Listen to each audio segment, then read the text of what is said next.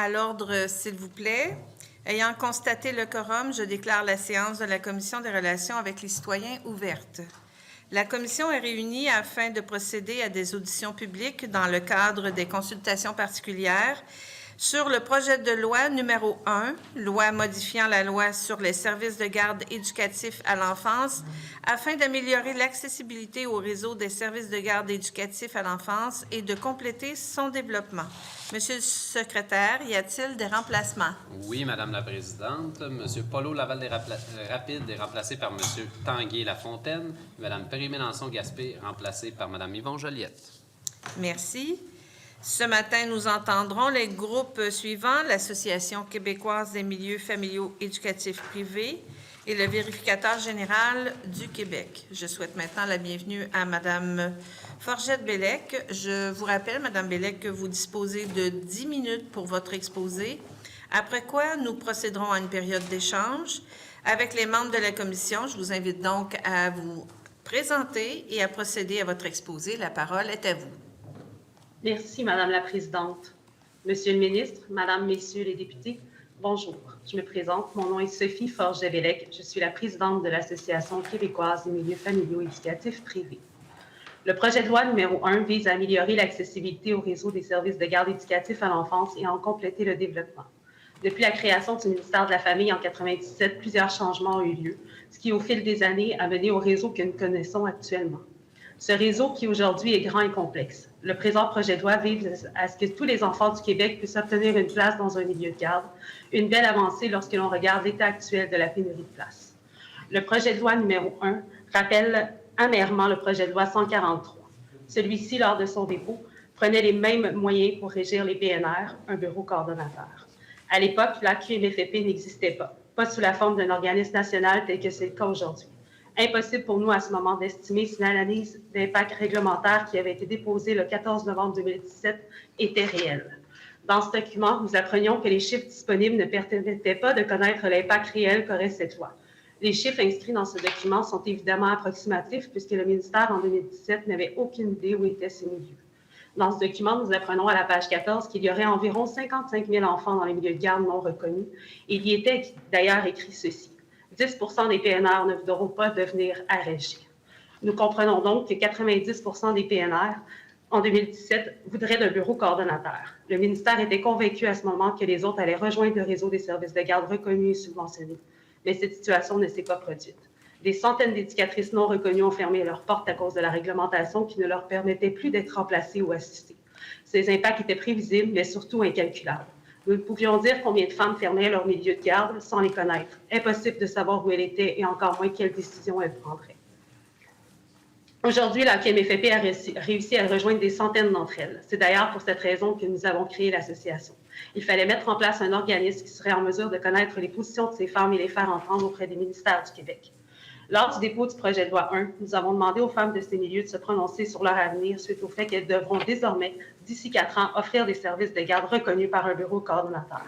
Les résultats sont catastrophiques. 86 % d'entre elles mentionnent qu'elles fermeront leur milieu. Déposés dans le cadre du projet de loi 1, nous pouvons lire que 66 % des PNR deviendront des RSJ suite aux incitatifs financiers annoncés dans les dernières semaines. Le ministère n'a donc pas compris que c'était une question d'argent, ces femmes seraient reconnues et subventionnées. Avec le contexte actuel de pénurie de places et de fermeture des milieux familiaux, tous confondus, chaque place compte. Nous contribuons abondamment à l'offre des services de garde au Québec. Nous sommes d'avis que le ministère assure un certain contrôle des milieux de garde. Personne ne peut être contre la vertu de la santé et la sécurité des enfants. Par contre, il est alarmant de savoir que des centaines de bons milieux fermeront pour un entêtement administratif. Ils refusent la subordination d'un bureau coordonnateur, mais offrent un service essentiel à un grand nombre de familles québécoises, tout en respectant la loi sur les services de garde. Un simple enjeu administratif mettra des familles sans ressources, sans soutien, et ce, avant le 4 ans de transition annoncé. À quoi bon continuer si elles savent que d'ici 4 ans, elles devront se réorienter? Il est grand temps de travailler tous ensemble car nous avons le même objectif. Le ministère doit assurer la pérennité de son réseau en gardant la plus grande majorité des éducatrices en poste.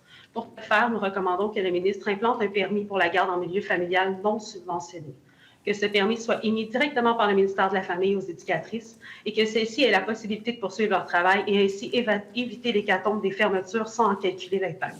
Ce permis permettrait de connaître où sont ces milieux, d'en connaître les éducatrices et ainsi reconnaître qu'ils existent bien et bien. La garde dite non reconnue disparaîtrait et le ministère serait en mesure d'intervenir auprès d'elle. Si nous regardons le réseau des services de garde éducatifs à l'enfance depuis sa création, nous sommes forcés de constater que l'exode des éducatrices était prévisible. Nous sommes conscients que nous avons un travail rigoureux à faire, mais il faut faire vite, le temps presse. Jamais le réseau n'a connu de moment aussi angoissant qu'actuellement. Bien que le réseau en entier et ceux qui gravitent autour de ce réseau tentent de sauver les meubles, nous devons nous rendre à l'évidence que le travail administratif est si lourd pour nos éducatrices que la passion pour la petite enfance devient quant à elle secondaire. Les charges de travail sont de plus en plus lourdes et le statut de travailleur autonome de moins en moins présent. Les allègements réglementaires dans le projet numéro 1 ne changent en rien la charge de travail quotidienne qu'exercent nos éducatrices. Les éducatrices actuellement non reconnues sortent à 54% du réseau des services de garde.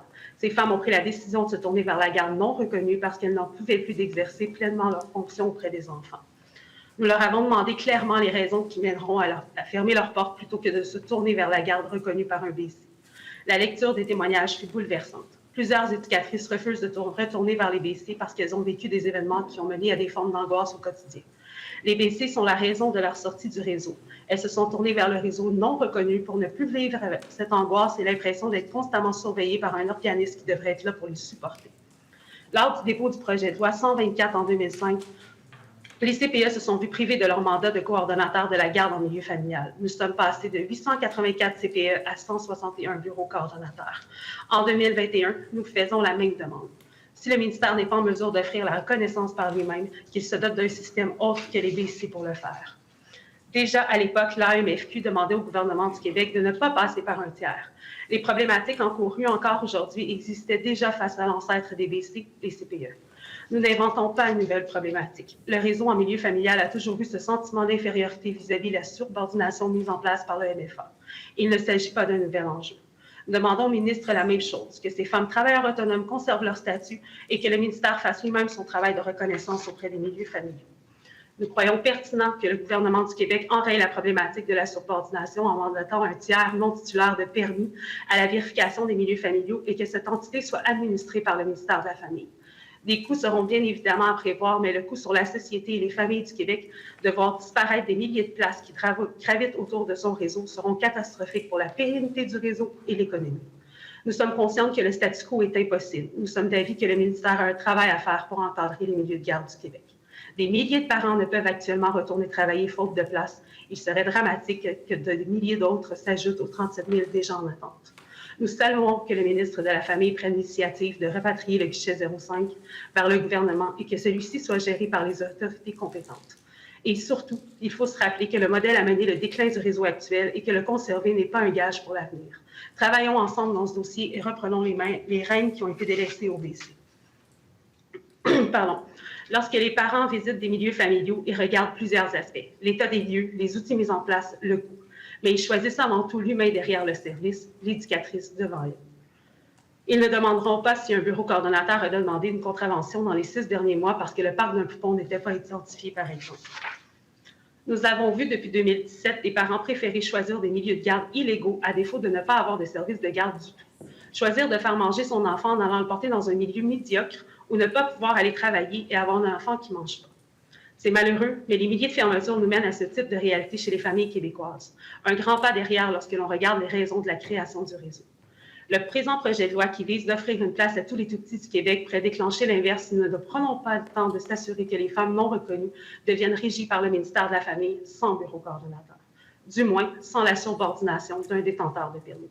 Il s'agit du plus grand chantier annoncé depuis la création du réseau et nous croyons fermement qu'il ne faut pas avoir la prétention de faire plus, mais avoir l'idéologie de faire mieux. Dans le projet de loi présent, nous voulons également rappeler et mettre en lumière au ministre que l'article 2 des lois et services de garde éducatifs sera modifié. Cette modification ne permettra plus aux éducatrices en milieu familial d'accueillir des enfants d'âge scolaire. Des centaines de milieux de garde non reconnus offrent ce type de service les matins, midi et soirs, sans compter que les parents choisissent ce type de milieu pour leurs enfants l'été plutôt que d'obtenir les services d'un camp de jour. Ces enfants, pour la plupart, ont fréquenté le même service de garde de leur naissance jusqu'à l'âge de 12 ans. Ces services comblent le besoin que la garde en milieu familial reconnue actuellement ne peut combler. Des parents du réseau de la santé ayant des horaires atypiques se tournent également vers ce type de service étant donné leurs horaires sur rotation. Il s'agit d'un besoin bien particulier que le réseau ne peut se permettre de prévoir. En conclusion, nous sommes d'avis que le chantier actuel a raison d'être et que nous devons une fois pour toutes régler la quiétude sociale de nos éducatrices. Celles-ci sont prêtes à collaborer avec le ministère de la Famille. Elles sont pour la sécurité des tout-petits du Québec. Elles croient que leur contribution au réseau doit être acceptée. Elles sont déterminées à faire tout ce qui est en leur pouvoir pour que le ministre entende leur voix. Reconnu par le MFA, oui. Par un bureau coordonnateur, non. C'est tout. Merci beaucoup pour votre exposé. Nous allons maintenant commencer la période d'échange. Monsieur le ministre, la parole est à vous pour 16 minutes 30 secondes. Merci beaucoup, Madame la Présidente. Bonjour, Madame Forget-Bellec. C'est un plaisir de vous revoir. On a déjà eu l'occasion de travailler ensemble sur certains éléments et on aura aussi l'occasion de continuer le travail parce que, évidemment, on souhaite bénéficier de votre connaissance du terrain, notamment dans tout le travail qu'on aura à faire. Et vous avez d'ailleurs déjà reçu cette invitation à travailler avec nous pour notamment les allègements réglementaires et aussi dans le cadre du comité de travail qu'on aura avec les bureaux coordonnateurs, les RSG aussi, pour arriver vraiment à la meilleure solution possible. Donc, je voulais saluer votre collaboration là-dessus. Peut-être quelques points rapidement. D'abord, vous l'avez effleuré, je voulais peut-être évacuer un sujet rapidement. Le rapatriement de la place 05, du guichet unique, donc d'inscription des enfants vers le gouvernement. Vous êtes favorable à ça? Vous êtes d'accord avec cette idée-là? Oui, exactement, Monsieur le ministre. Pour quelle raison? Parce que présentement, c'est géré par un organisme privé. Donc, le ministre n'a pas nécessairement accès aux données qui sont présentes sur ce guichet. Et pour nous, c'est incroyable que le ministère n'ait pas en mesure de faire lui-même son travail. D'accord. Une question de principe aussi, peut-être. Évidemment, vous représentez des personnes, vous parlez au nom de gens qui offrent de la garde actuellement, qui est non reconnue et qui donc, par définition, est non subventionnée aussi. On sait que la pression actuellement pour offrir des places subventionnées, elle est très grande. Majoritairement, c'est ce que les parents souhaitent, une place à 8,50 $. Qu'est-ce qui pousse vos membres à vouloir tout de même offrir ces places-là qui sont non subventionnées plutôt que de répondre à ce souhait que les parents ont d'avoir une place à contribution réduite? Actuellement, je vous dirais que le bureau coordonnateur est vraiment le gros du problème. Et ensuite, la syndicalisation par bureau coordonnateur. Lorsqu'il y a subvention, il y a syndicalisation et les femmes la refusent d'emblée. Donc, c'est vraiment la plus grosse partie du problème et le bureau coordonnateur et la syndicalisation. Puis, sur les bureaux coordonnateurs, j'aimerais peut-être que vous élaboriez un peu votre position parce que je comprends que dans votre esprit, là, on sent vraiment que vous n'avez aucun désir là, de collaborer. Je vous le dis bien franchement, là, on sent très bien ça, que vous n'avez pas envie de collaborer avec les bureaux coordonnateurs. Et on comprend, je vous laisserai peut-être donner plus de détails, on comprend que vous avez vos raisons. En même temps, ce qu'on propose aussi, c'est de se donner des outils pour intervenir auprès des bureaux coordonnateurs, puis venir normaliser certaines pratiques, venir en changer certaines, s'assurer qu'il y ait aussi une certaine forme d'uniformité à travers le réseau, à travers les 161 bureaux coordonnateurs. Est-ce que, d'abord, vous pourriez nous dire quels sont les enjeux principaux que vous vivez avec les bureaux coordonnateurs, puis ensuite, en complément, nous dire, est-ce que ce qu'on propose, donc les pouvoirs qu'on se donne auprès des bureaux coordonnateurs, ne viennent pas répondre à ces appréhensions-là que vous avez? Oui, les lois et règlements sont interprétés selon les bureaux coordonnateurs. Donc, vous n'aurez pas la même réglementation à Montréal qu'à Trois-Rivières. C'est une grande problématique. Hier, j'entendais le CQCPE qui disait qu'il y avait de la désinformation au sujet de leur bureau coordonnateur. Écoutez, c'est les femmes qui vivent ces situations-là, qui nous contactent, qui nous disent « je veux sortir du réseau ». Ces femmes-là, si on prend l'article de règlement « assurer la santé et la sécurité des enfants », c'est interprété à toutes les sauces dans les bureaux coordonnateurs, que ce soit un pommier qui perd des pommes où il y a une contravention, que ce soit, il y a des exceptions. C'est certain qu'il y a des bons bureaux coordonnateurs et je ne le cacherai pas. Par contre, ils ne sont pas tous uniformes au niveau de la qualité et ils n'ont pas le rôle de soutien au RSG. C'est plutôt l'inverse qu'elles se sentent. Donc ça, c'est vraiment la plus grosse problématique, Monsieur le ministre, c'est que les éducatrices se sentent inférieures au bureau coordonnateur, contrairement à l'inverse où le bureau coordonnateur devrait appartenir au RSG. Donc, ça, c'est vraiment le plus gros du problème. Nous avons également des bureaux coordonnateurs qui répondent des informations vraiment différentes d'un endroit à l'autre. J'ai fait le test moi-même et j'ai eu 161 réponses différentes à la même question. Donc, c'est vraiment que le ministre se donne des outils pour pouvoir intervenir, c'est une chose, mais il faut les mettre en place et les appliquer. Et selon nous, si le ministère n'a pas la main sur les bureaux coordonnateurs, ça va être impossible à faire. Donc, c'est vraiment la même problématique qu'il y a 25 ans. Madame la Présidente, peut-être que je laisserai ma collègue de Bellechasse poser une question aussi. Merci. Merci. Madame la députée de Bellechasse, à vous la parole. Merci, Madame la Présidente. D'abord, permettez-moi de vous remercier d'être là. Madame Sophie Forget-Bellec, contente de pouvoir discuter avec vous. Puis je voudrais un peu reprendre à partir, parce que je sens aussi beaucoup vos appréhensions face au bureau coordonnateur. Et dans un même esprit, je me questionne parce que, bon, là, vous avez parlé de la disparité entre les bureaux coordonnateurs. À votre question éloquente, 161 fois posée, 161 réponses différentes. Mais qu'est-ce qui pourrait faire en sorte que le ministère, en étant le mandataire, si on veut, si on répondait à votre demande, comment ça pourrait être différent? Parce que le ministère pourrait aussi occasionner ce genre de friction constant, non? Pourquoi ça serait différent avec le ministère, passant directement par le ministère?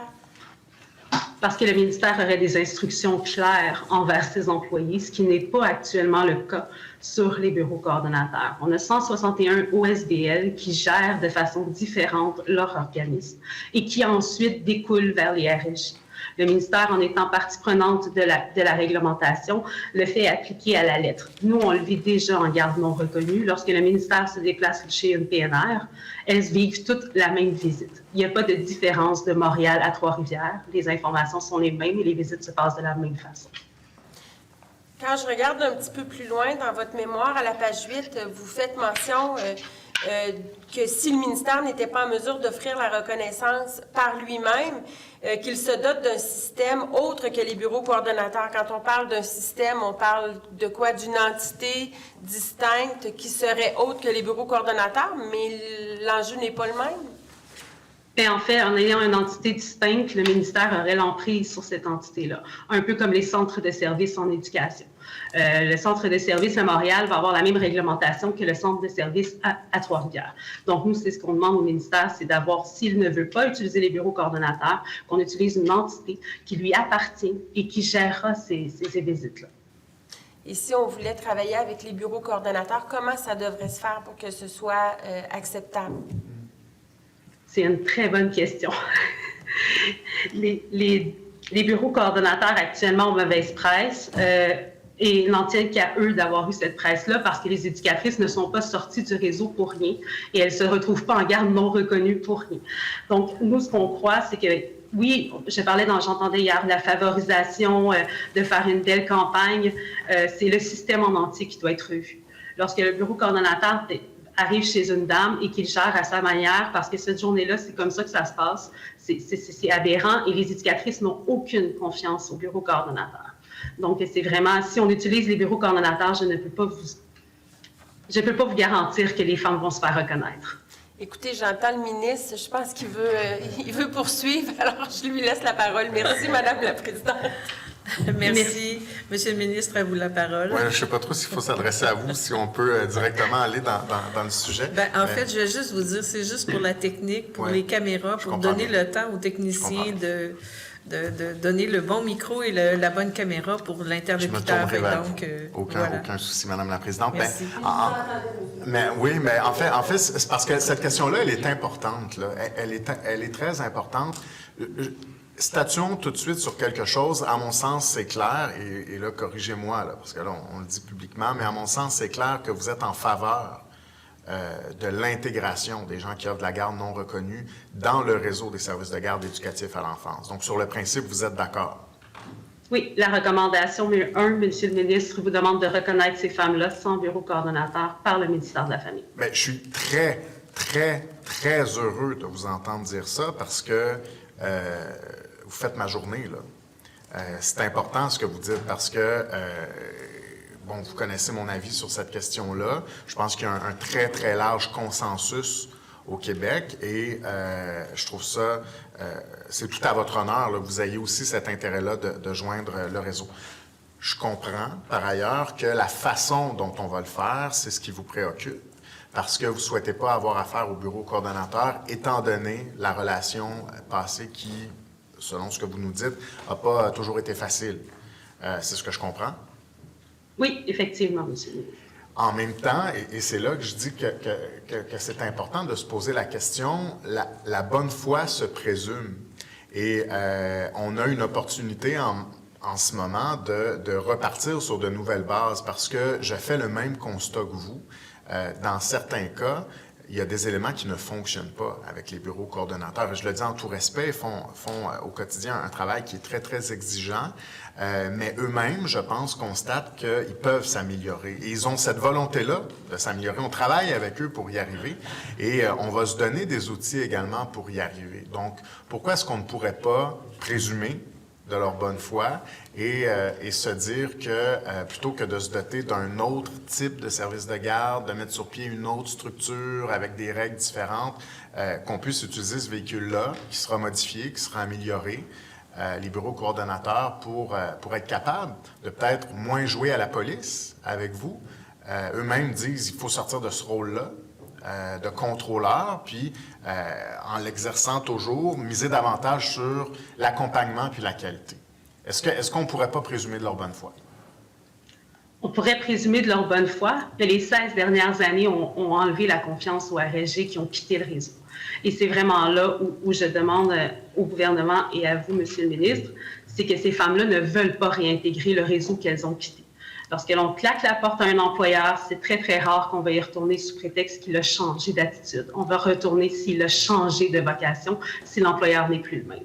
Donc, moi, ce que je vous propose, c'est qu'on réintègre le réseau, oui, mais de façon différente si on ne veut pas perdre ces milieux de qualité-là. En même temps, il y a des gens qui changent, là. Tu sais, il y a des structures qui changent, là. Je suis sûr que vous connaissez des couples qui se sont séparés, qui sont revenus ensemble, et ça finit pas toujours bien, mais parfois, ça finit bien, là, puis les gens sont capables de se donner une deuxième chance quand ils ont véritablement changé. Est-ce que, encore une fois, si on travaille ensemble, parce que la clé, je pense, elle est là, c'est le travail de collaboration. Si on travaille ensemble, comme on est en train de le faire, parce qu'on a mis en place des comités où vous allez avoir une place, je me suis assuré de ça. Parce que si on veut régler le problème, il faut s'assurer que les gens qui ont vécu le problème viennent nous dire exactement comment on peut y arriver. Mais si on travaille ensemble à faire ça, puis à se donner les bons outils, puis à faire les bonnes modifications, celles qu'on doit faire dans les bureaux coordonnateurs, est-ce qu'on n'est pas capable d'y arriver? Parce que je vous donne un autre exemple. Vous dites, il y en a 161, il faut absolument que ce soit le ministère, 161 bureaux coordonnateurs, donc il faut que ce soit le ministère parce que là, c'est pas appliqué partout pareil, mais en même temps, des installations, par exemple, de garde au Québec, on en a 3500.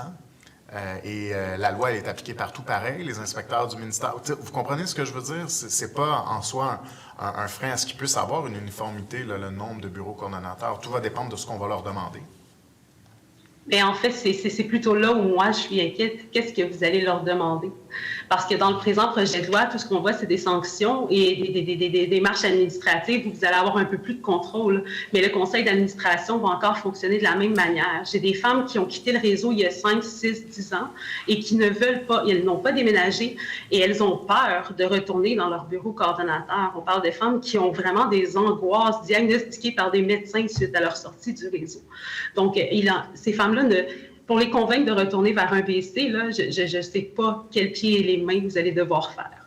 Donc, on va perdre la qualité de l'expertise parce qu'on refuse de retourner vers ces conseils d'administration-là. Mais si on se base sur des faits, là, je comprends qu'il y a quelque chose d'émotif là-dedans. Là. On n'aime pas les bureaux coordonnateurs, on ne veut pas faire affaire avec eux parce qu'on a de la rancœur puis de l'amertume et des critiques à leur égard.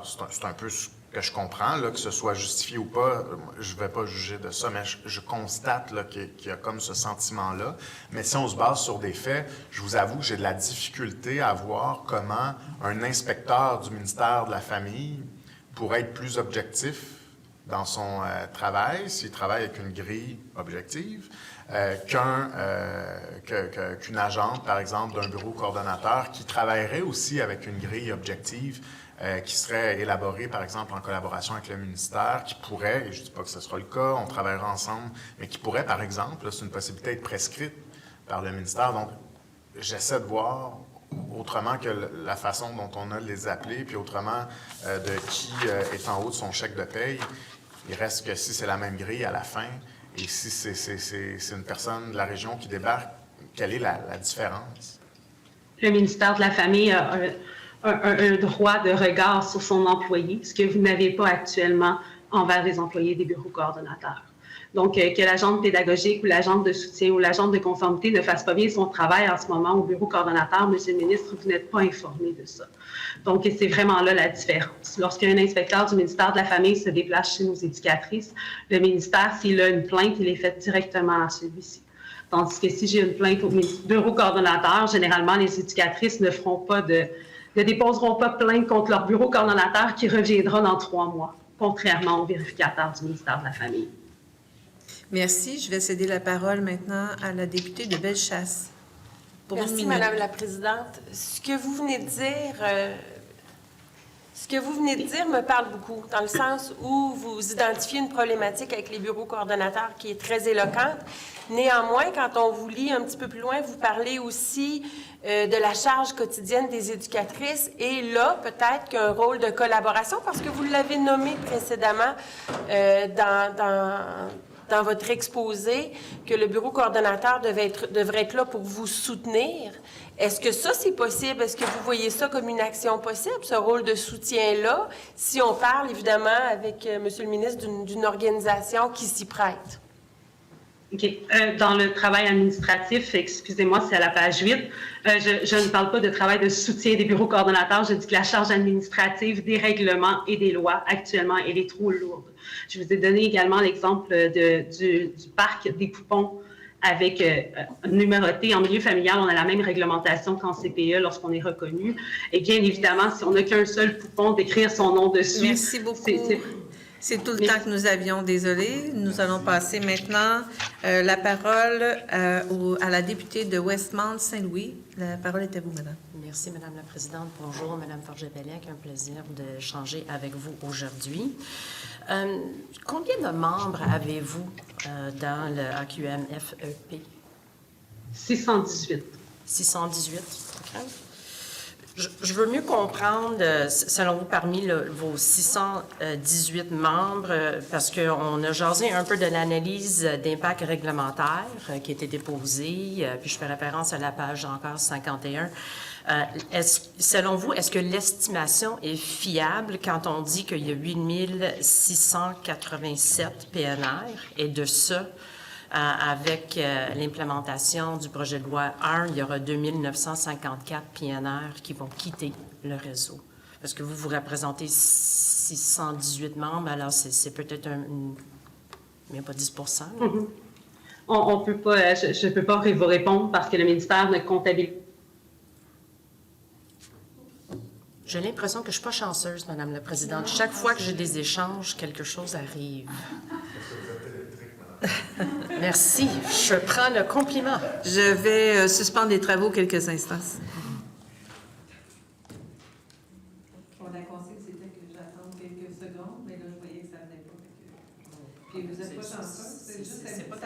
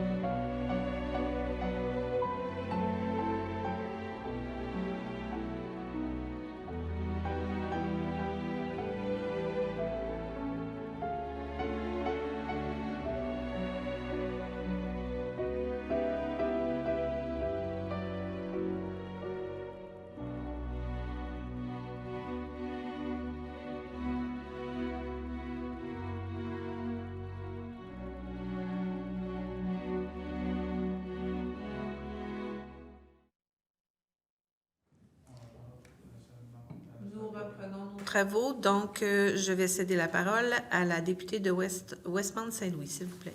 Merci, Madame la Présidente. Alors, je vais juste répéter un peu l'angle dont on discutait avant la rupture de communication.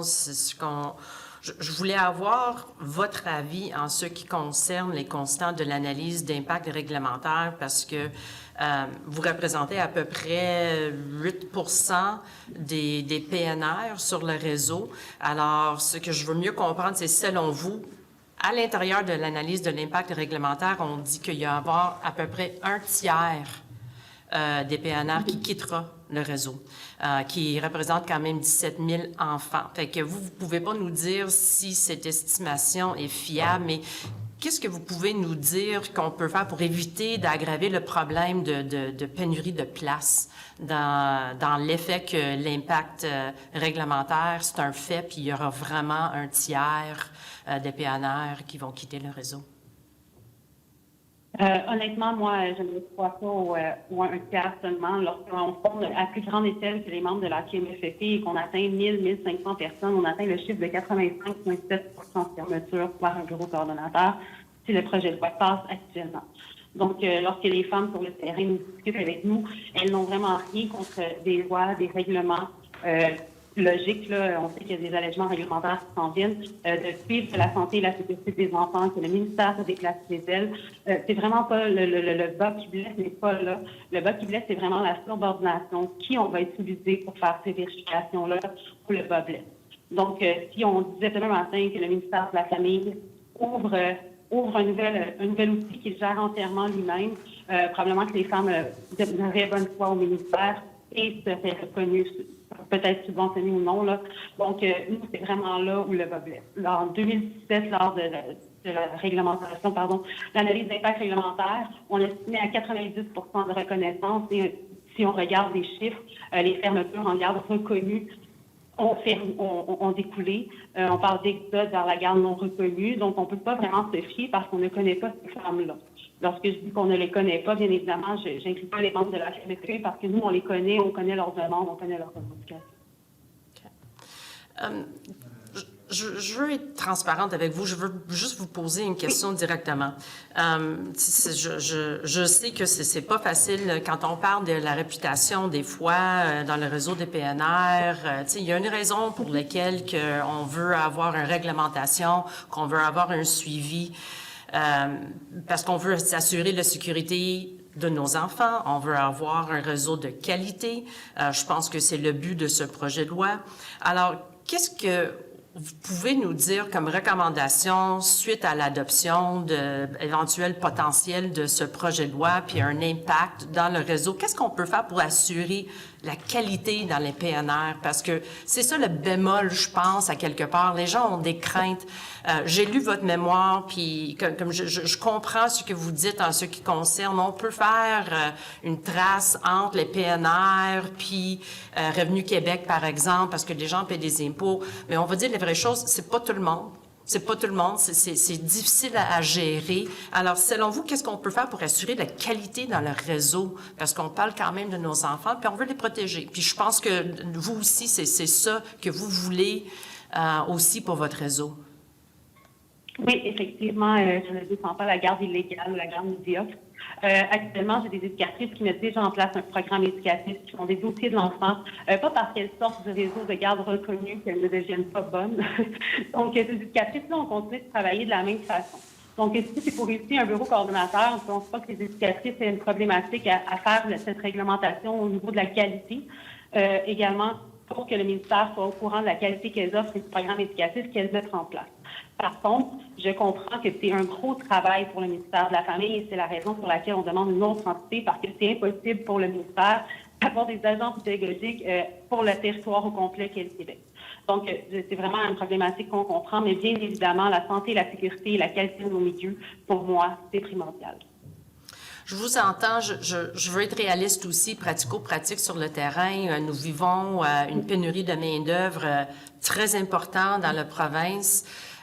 Puis, tu sais, dans le faut d'avoir des inspecteurs, je pense qu'il faut aussi penser à comment ça va se réaliser sur le terrain. On peut bien dire qu'on veut avoir tellement d'inspecteurs, on veut changer le modèle, mais je présume que vous êtes d'avis qu'il faut trouver quand même un mi-chemin. Là, on parle de peut-être une transition de 48 mois. Que pensez-vous de cette transition? Parce qu'on a entendu des groupes qui ont dit que c'est pas assez long, ou c'est assez long, ou c'est pas assez long, ou c'est trop long, ça va créer quand même des difficultés dans le réseau.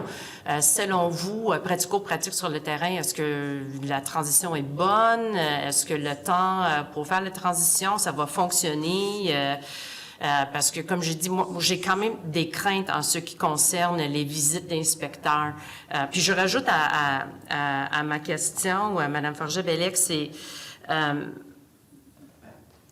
aussi, si, mettons, vous dites, mais regarde, répondre à la question, puis là, je vais renchérir sur votre réponse. OK, donc, je réponds à votre question. Donc, je comprends que ça prend des inspecteurs. Là, je m'excuse, j'ai perdu le fil un petit peu. Je comprends également qu'on est en pénurie de main-d'œuvre et que ça va être difficile à mettre en place. Je le comprends parfaitement. Par contre, on n'est pas en moyen au Québec actuellement de perdre ces places-là. Donc, c'est vraiment de trouver un consensus et qu'on arrive à s'entendre. Pour ce qui est du 4 ans, donc c'est pour répondre à votre question pour le 4 ans, je crois pertinemment que les fermetures ont déjà commencé. Lors du projet de loi, les éducatrices espéraient ne pas avoir de bureau coordonnateur et il y a déjà des milieux de garde qui ont déjà commencé. Je ne crois pas que les femmes attendent 4 ans. Même si on leur dirait dans 36 mois ou dans 2 ans, celles qui vont avoir fermé vont fermer leurs portes. Et étant donné la pénurie actuelle d'emplois, de travailleurs partout au Québec, elles n'auront pas de difficulté à se réorienter. Et c'est bien là la problématique. C'est que c'est les parents actuels qui vont vivre cette crise-là et non dans 4 ans lorsque ce sera en cours. Fait que, puis vous pensez que selon vos 618 membres, ils seront à l'aise d'être soumises à des visites du ministère, comme c'est le cas actuellement dans le milieu des régies accréditées, par les bureaux de coordinateurs? Les éducatrices que je représente ne veulent pas d'un bureau coordonnateur, mais elles sont prêtes à je n'aime pas le mot soumettre, elles sont prêtes à respecter des règles du ministère de la Famille et à être régies par celui-ci sous forme de permis. OK. Fait que dans le fond, on est à l'aise d'être assujetti à des visites d'inspecteurs. Est-ce que vous êtes aussi à l'aise avec des sanctions pénales? Parce que ça aussi, c'est une question qui se fait poser parce que dans l'éventualité qu'on a quand même des réseaux qui ne respectent pas les critères, qui ne respectent pas les normes, est-ce que vous êtes aussi à l'aise que ce serait quand même un pouvoir du ministre de s'assurer de la qualité dans le réseau? Oui, exactement. L'article 6.2 des règlements des services de garde éducatifs à l'enfance, les éducatrices, qu'elles sont PNR, qu'elles soient reconnues, sont toutes les deux incluses dans cet article de loi-là. Donc, elles ont déjà des sanctions possibles. On a vu des cas dans les médias dernièrement où le ministère n'a pas pu intervenir et pour moi, c'est aberrant. Donc, j'espère que le ministère aura un levier supplémentaire pour pouvoir faire fermer ces milieux-là. Jamais on a été contre les sanctions pour les femmes qui utilisaient la force, peu importe avec les enfants, qu'elles ne fassent pas leur travail pour les bonnes raisons. Savez-vous, parmi vos membres, comme j'ai dit, je sais que c'est quand même une petite portion des PNR, mais avez-vous quand même des statistiques en ce qui concerne le nombre d'enfants ayant des besoins particuliers ou handicapés qui fréquentent votre réseau? Non, on n'a pas de statistiques. Par contre, je peux vous dire qu'on est un petit peu plus de la même situation que les installations privées, donc on se trouve vers les CIUS, les C3S, etc. Fait que vous aimeriez aussi, lors d'une transition dans le réseau, d'avoir accès aux subventions pour s'assurer que ces enfants peuvent aussi avoir, puis être des bénéficiaires des services, puis de s'assurer leur potentiel lors de l'éventuelle transition du réseau de services de garde jusqu'à un réseau scolaire? En fait, nos éducatrices ne veulent pas être subventionnées, donc j'imagine qu'elles voudraient que ce soit les parents qui aient accès aux ressources financières pour que leurs enfants aient les services actuels. OK. Parce que j'avoue, peut-être vous n'êtes pas au courant, mais j'avais déposé un mandat d'initiative en ce qui concerne l'exclusion des enfants ayant des besoins particuliers handicapés. Puis je pense que tout le réseau devrait mettre la main dans la pâte pour s'assurer la réussite de ces enfants puis l'inclusion de ces enfants. Ça va être très important. Merci beaucoup pour votre intervention avec nous aujourd'hui. Merci. Merci beaucoup. Maintenant, je vais céder la parole à la députée de Sherbrooke pour 2 minutes 45 secondes. Merci, Madame la Présidente. Merci, Madame Forget-Bellec, pour votre présentation. J'ai une question pour vous. J'ai bien entendu qu'il y a une volonté de ne pas intégrer un bureau coordonnateur, mais j'aimerais comprendre mieux la volonté de ne pas être subventionné, parce que vous nous dites, dans le fond, que vous voulez un permis du ministère, je le comprends bien, mais pourquoi pas de subvention? Par exemple, merci Madame la députée de Sherbrooke, si on allait vers un réseau reconnu d'éducatrices avec un permis du ministère de la Famille, on met une image, les éducatrices n'auraient pas accès à la subvention, mais si elles voulaient la subvention, elles auraient l'obligation syndicale. Et c'est vraiment là où le bas blesse avec la subvention. Les éducatrices n'en veulent pas. Elles ne veulent pas avoir l'obligation syndicale, et si jamais elles ont l'obligation syndicale, elles veulent désirer choisir avec qui elles peuvent être syndiquées. Et c'est vraiment là où ça se concorde, c'est que les éducatrices, lorsqu'elles sont avec un bureau coordonnateur, le bureau coordonnateur va voter à plus de 50 % à la majorité un syndicat FIPEC. Les éducatrices n'auront pas le choix d'être avec la FIPEC. Donc, elles n'auront pas le choix individuel du syndicat qu'elles choisissent lorsqu'elles sont subventionnées. Ça va vraiment par territoire. Et c'est vraiment la problématique là, des femmes qui ont été reconnues subventionnées, qui sortent du réseau. On a les bureaux coordonnateurs et la syndicalisation qui vient avec la subvention. Donc, l'irritant, c'est pas nécessairement d'avoir un revenu qui va être balisé avec les modalités de la subvention. C'est vraiment l'obligation syndicale, l'irritant. Oui, exactement. Certaines femmes préfèrent choisir leur salaire, mais c'est pas vraiment l'entièreté, c'est vraiment l'obligation syndicale qui vient avec. Est-ce que vous pensez qu'il y a une façon de contourner cet enjeu-là pour s'assurer que les milieux qui sont reconnus soient subventionnés? Parce que c'est quand même ça le besoin qui est exprimé par les parents. J'ai fait la demande au ministre dans les 3 dernières années de défaire cette loi-là qui a passé devant un juge et d'offrir la syndicalisation obligatoire ou non. Donc, que les femmes soient syndiquées si elles le veulent ou pas, malgré la subvention. OK. Donc, c'est la seule piste de solution que vous voyez là-dessus. OK. C'est la piste. Puis, est-ce que si on incluait dans le projet de loi des modalités pour rendre public, par exemple, les résultats des évaluations de qualité, les rendre accessibles aux parents, est-ce que vous auriez de l'ouverture à ça? En 2017, on proposait que les parents évaluent leur service de garde et l'envoient au ministère, donc on ne peut pas être contre ça. Parfait. Je vous remercie. Merci beaucoup. Merci à vous. Donc, je vous remercie pour votre contribution, Madame Forget-Bellec, et nous suspendons nos travaux quelques instants pour accueillir nos prochains témoins. Merci. Merci beaucoup. On va poursuivre tout de suite, fait qu'on va faire les tests de son tout de suite. Puis on devrait peut-être